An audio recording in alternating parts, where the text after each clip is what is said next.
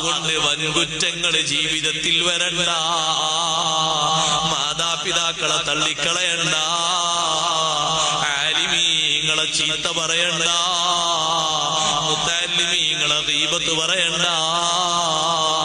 ഗീബത്ത് കടുപ്പമുള്ള വൻകുറ്റമാണ് കേട്ടോ.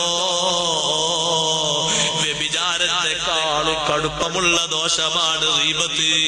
കാരണം എന്റെ ഗീബത്ത് പറഞ്ഞവൻ നേർക്ക് നേരെ ഖാലിസായ ഇസ്തിഗ്ഫാർ ചൊല്ലിയാലും പറയപ്പെട്ട ആള് പൊരുത്തപ്പെട്ട് തരുന്നത് വരെ അല്ലാഹു പൊറുക്കൂല.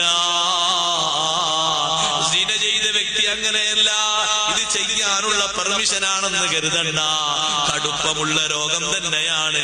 പക്ഷേ സിന ചെയ്ത വ്യക്തി മനസ്സ് തുറന്ന് ബാഷ്പഗണങ്ങൾ ഉറ്റിച്ച് ഇനി മേലാലില്ല റബ്ബേ വന്ന ഏറ്റവും വലിയ വൈകല്യമാണെന്ന് തുറന്ന് അടിയറ പറഞ്ഞാൽ അല്ലാഹു പുറത്തു തരും കേട്ടോ. അതേ സമയത്ത് ഗീബത്ത് പറഞ്ഞവൻ അങ്ങനെ പറഞ്ഞിട്ട് കാര്യമില്ല. പറയപ്പെട്ട വ്യക്തിയോട് പോയി പൊരുത്തപ്പെടിച്ചിട്ടല്ലാതെ അല്ലാഹു പൊറുക്കൂലല്ലോ.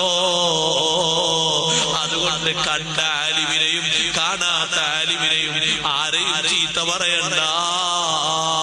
വൻകുറ്റങ്ങളെ പട്ടിക ഞാൻ എണ്ണുന്നില്ല, എണ്ണിയാൽ നമ്മുടെ വിഷയം എവിടെ എത്തിക്കാൻ കഴിയൂല.